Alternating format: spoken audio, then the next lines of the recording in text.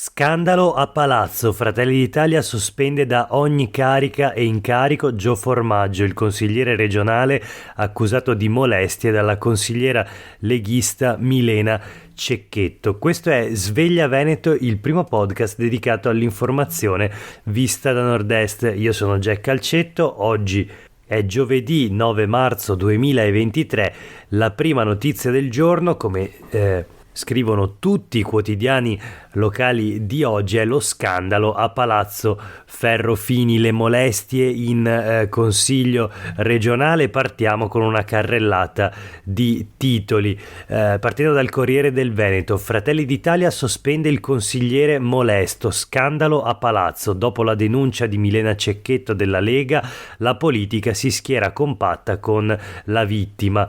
Gio Formaggio, il consigliere regionale accusato di molestie, si scusa, ma non ho usato le mani, dice. Da Zaia al Partito Democratico, passando per il Movimento 5 Stelle, c'è una richiesta di chiarezza e di provvedimenti. La foto in prima pagina di Gio Formaggio che guarda un cartello stradale con un divieto di accesso ai nomadi, una foto d'epoca, per così dire. Ex sindaco di Albettone, Gio Formaggio, appunto, con i cartelli di divieto di sosta per i nomadi, il ritratto, mitra, duce e frasi shock, lo strano mondo di Gio, un articolo poi che si trova a pagina 2 del Corriere del Veneto, firmato da Michela Nicolussi Moro. Nelle pagine interne, infatti, del Corriere del Veneto, la notizia: intanto Formaggio, le scuse non bastano, il partito decide di sospenderlo, il caso politico relativo alle molestie in Consiglio regionale. Una notizia peraltro che già ieri aveva occupato le pagine dei quotidiani locali e anche parte del nostro podcast Sveglia Veneto. Comunque proseguiamo con i titoli. Fratelli d'Italia interviene per i palpeggiamenti a Milena Cecchetto, lui, Gio Formaggio, fa parziale marcia indietro ma viene sollevato dagli incarichi, quindi pioggia di reazioni. Zaia dice: sono vicino alla consigliera, la Lega e le opposizioni parlano di un episodio inaccettabile. Fratelli d'Italia dal canto suo prende le misure, appunto decide la sospensione di Gio Formaggio, parla il coordinatore regionale De Carlo, ma parla anche Donzelli, deputato, responsabile nazionale dell'organizzazione del partito, molto vicino a Giorgia Meloni. Spiega che il caso andrà alla commissione di disciplina del partito di Fratelli d'Italia. Nelle pagine del Corriere del Veneto poi, come dicevamo, c'è il ritratto di Gio Formaggio, leggiamo solo il titolo: odia gay, rom e neri, lo sceriffo con il fucile sotto il cuscino e il busto di Mussolini, il mio nome ispirato dal telefilm Furia, racconta Gio Formaggio. Quindi è un ritratto che riprende anche alcune delle dichiarazioni del consigliere regionale di Fratelli d'Italia. Chi è? Allora, in breve, il Corriere del Veneto scrive: classe 1977, di Noventa Vicentina ma residente ad Albettone, comune di cui fu sindaco dal 2009 al 2020, è laureato in ingegneria. È stato condannato a risarcire 2 associazioni con 12.000 euro per frasi contro gli immigrati e a 1 anno di servizio sulle ambulanze per aver istigato all'odio razziale contro i nomadi. Il ritratto in breve, e poi le foto, quella più recente alla Fiera della Caccia delle Armi di Verona, dove imbraccia un fucile, un mitragliatore, una foto che era stata diffusa tra l'altro dai canali social e sulla pagina Facebook istituzionale del Consiglio regionale del Veneto, in un comunicato stampa appunto firmato da Gio Formaggio, una foto che aveva scatenato delle polemiche. Parliamo di poche settimane fa. Era diventata subito un caso nazionale, anche perché accompagnata da dichiarazioni pesantissime di Gio Formaggio, che aveva detto di essere alla fiera in rappresentanza della regione, dichiarazione che aveva successivamente ritrattato, e poi però anche si era dichiarato sempre dalla parte della lobby delle armi. Dichiarazione questa sulla quale invece non è poi tornato. C'è poi la foto appunto di Gio Formaggio accanto al cartello di divieto di accesso ai nomadi, ai tempi in cui era sindaco di Albettone, e poi altre fotografie ancora, ma soprattutto sulle pagine del Corriere del Veneto c'è l'intervista a Milena Cecchetto. Allora leggiamo le sue dichiarazioni: è stata molto dura, ma alla fine ho deciso, tutte le donne devono sempre denunciare. La vittima, così viene definita dal Corriere del Veneto, parla: quello che è successo non è goliardia, mi fa pensare di voler fare qualcosa di più contro ogni violenza di genere. E ancora, il difficile è sempre il giorno dopo, ho trovato la forza nelle parole di chi mi ha espresso solidarietà, penso a chi è fragile. Insomma, questa l'intervista firmata da Silvia Madiotto a Milena Cecchetto, consigliera regionale della Lega, sulle pagine del Corriere del Veneto. Proseguiamo la carrellata, il giro sugli altri quotidiani locali. Il Gazzettino in primo piano, la notizia: le molestie in consiglio regionale, Fratelli d'Italia sospende Formaggio. Anche qui naturalmente l'apertura è questa notizia. Dalla Lega al PD e al Movimento 5 Stelle, vicinanza a Cecchetto. De Carlo, coordinatore regionale di Fratelli d'Italia, dichiara che il caso andrà alla commissione di garanzia, spero sia un equivoco, dice comunque De Carlo. Zaia, il presidente della regione, chiede chiarezza.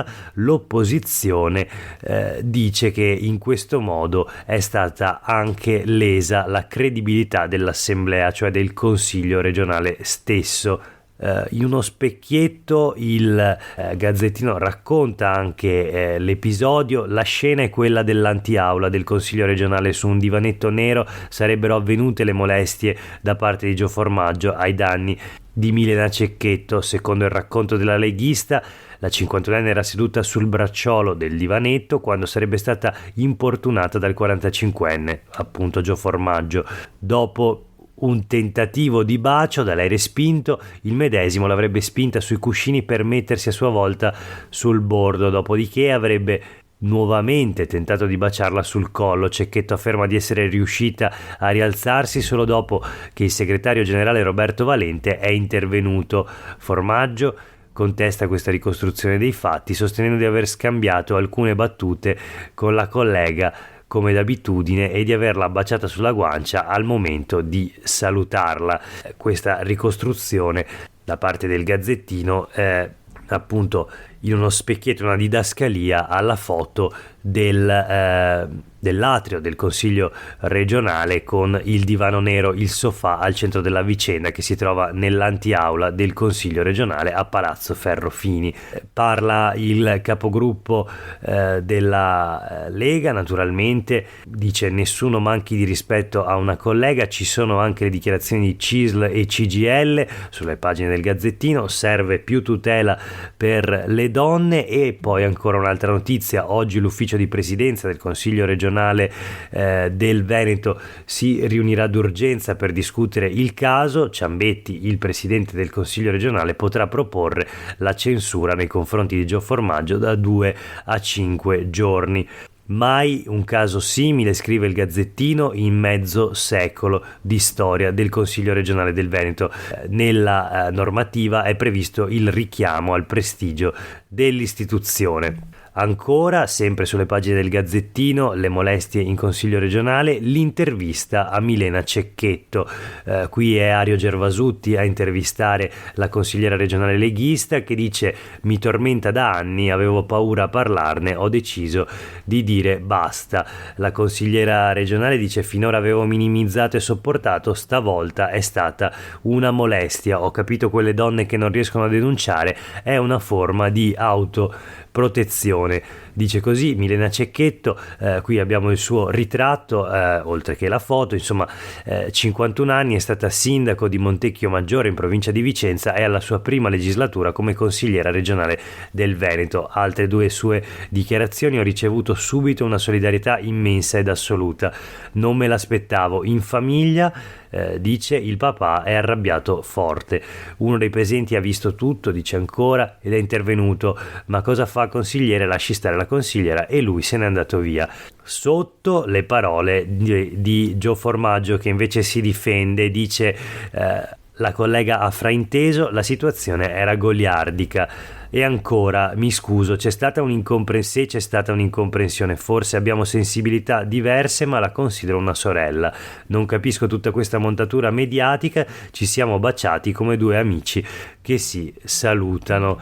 Queste le dichiarazioni di Gio Formaggio. Per chiudere, sulle pagine dei quotidiani del gruppo Gedi, scandalo a Palazzo Ferrofini, molestie sessuali alla collega leghista, Cecchetto, denuncio Formaggio. Contatto ravvicinato a margine del Consiglio regionale, lui incomprensione fra vecchi amici, lei non è la prima volta. E poi uno specchietto con le parole del presidente del Consiglio regionale del Veneto, rinnovato imbarazzo di Ciambetti che oggi deciderà i provvedimenti. Stamattina ha convocato l'ufficio di presidenza del Consiglio regionale per esaminare la vicenda e applicare le misure regolamentari del caso. Nel frattempo non riesce a trattenere l'irritazione per un caso che nel giorno dedicato ai diritti delle donne ha deturpato l'immagine dell'Assemblea del Veneto. Le parole di Ciambetti, al di là di ogni altra considerazione, resta il grave fatto di una consigliera che si è sentita offesa e molestata, vittima, al pari di troppe donne, di comportamenti inammissibili che violano ogni norma etica, le regole della civile convivenza e del reciproco rispetto che sono alla base della nostra comunità. Queste le parole di Roberto Ciambetti, leghista, presidente dell'Assemblea legislativa veneta. A titolo personale esprimo la mia vicinanza e solidarietà alla collega Milena Cecchetto e a tutte le donne vittime di una perversa cultura anacronistica che può esprimersi anche in atteggiamenti o attenzioni non richieste, solo in apparenza innocue, ma purtroppo ugualmente violente per chi le subisce. Ci sono ancora invece le parole di Zaia, presidente della regione, fare chiarezza nell'interesse di tutti, e quelle del capogruppo di Fratelli d'Italia in Consiglio regionale Soranzo, che dice siamo molto amareggiati. E poi le reazioni: Fratelli d'Italia sospende il consigliere da ogni incarico politico, l'opposizione e la CISL chiedono di ripristinare subito la dignità dell'istituzione. Insomma, la carrellata di reazioni che abbiamo già visto sugli altri quotidiani, sugli altri giornali di oggi, quindi con la presa di posizione delle opposizioni, dal Partito Democratico al Movimento 5 Stelle a Europa Verde, passando per le liste civiche, e poi i sindacati con CISL e CGIL. Ecco, questo per quanto riguarda il caso politico del giorno, lo scandalo in regione a Palazzo Ferrofini, le molestie quindi in Consiglio regionale. Vedremo come proseguirà la vicenda. Nel frattempo voltiamo pagina e chiudiamo con alcune notizie flash la rassegna stampa di oggi. Il cambiamento climatico, se ne parla sulle pagine dei quotidiani del gruppo Gedi, un articolo di Enrico Ferro inviato all'inaugurazione del LEB, il canale contro la siccità che attinge dall'Adige per bagnare la Campania nelle province di Verona, Vicenza, Padova e Venezia. Il titolo: contro la siccità, ecco i primi 53 milioni di euro. Lo scavo iniziale risale al 1973. Il nuovo LEB, fatto sul corso di quello storico che venne realizzato appunto tra il 73 e l'83, è un canale rimodernato. Ieri mattina sul letto del canale sono state sistemate le sedie per la conferenza stampa di presentazione. Erano presenti anche Matteo Salvini e Luca Zaia, effettivamente ministro delle infrastrutture e presidente della regione Veneto. C'è la foto dell'inaugurazione appunto sul letto del canale. Le dichiarazioni di Salvini: giovedì prossimo arriverà in Consiglio dei Ministri il piano acqua. Le reazioni alla inaugurazione di ieri: c'è chi dice che questa è la sostenibilità ambientale, ma il Partito Democratico in regione dissente. Voci critiche, quelle dei consiglieri regionali del Partito Democratico Andrea Zanoni e Anna Maria Bigon: le opere pubbliche vanno bene sempre a patto che abbiano un senso. Dal LEB continueranno a venire dirottati sul corso del Frattagorzone ben 6 metri cubi d'acqua al secondo, acqua buona non inquinata. Quello della diluizione di acqua contaminate con acqua dolce pura per renderle accettabili è una tecnica antiquata che negli Stati Uniti veniva usata 100 anni fa. Insomma, questa la critica da parte dell'opposizione in Consiglio regionale. Abbiamo poi sulle pagine del Corriere del Veneto una notizia che riguarda il centro regionale per il cambio di sesso. Padova ha ottenuto questo incarico. Per il perfezionamento della delibera manca solo la pubblicazione sul bollettino ufficiale della regione, ma il suo contenuto, approvato con voti unanimi e palesi da parte di tutta la giunta regionale, è già molto chiaro. Così come previsto dalla normativa nazionale e regionale, si propone oggi, cioè martedì scorso, di concentrare nell'azienda ospedaliera dell'Università di Padova la presa in carico degli assistiti con disturbi di identità di genere, in quanto costituisce attualmente la sede professionalmente più adeguata per il centro di riferimento regionale. Questo naturalmente il testo della delibera. All'indomani del via libera al provvedimento atteso dal 1993, quindi soltanto 20 anni ci ha messo la regione a individuare il centro di riferimento regionale per il cambio di genere, il presidente Zaia ne rivendica le motivazioni. È un fatto di civiltà oltre che di legge e di LEA, i livelli essenziali delle prestazioni. C'è quindi l'intervista sul Corriere del Veneto a Zaia che parla di una scelta di civiltà e dice: la delibera era pronta da mesi, ma ho voluto evitare polemiche elettorali, obiezioni nella Lega rispetto alle opinioni di tutti, ma basta tabù, il Veneto è inclusivo. Queste le parole del presidente della regione. Infine, l'ultima notizia di oggi: banchi a rotelle rottamati, conto da 38.000 euro alla preside. Questo è il titolo sul Gazzettino, che fa riferimento a un caso di qualche mese fa con una foto che era diventata anche un simbolo, una barca per i rifiuti a Venezia con il cassone pieno dei banchi a rotelle, i famosi banchi della ex ministra Azzolina, cioè quelle sedute innovative in realtà ordinate da quasi tutte le scuole italiane per garantire il distanziamento tra studenti durante la pandemia e riprendere le lezioni in presenza al tempo del Covid, nelle fasi più dure della pandemia. Sedute innovative in realtà che hanno tantissime altre applicazioni, oltre a quella possibile di garantire il distanziamento naturalmente.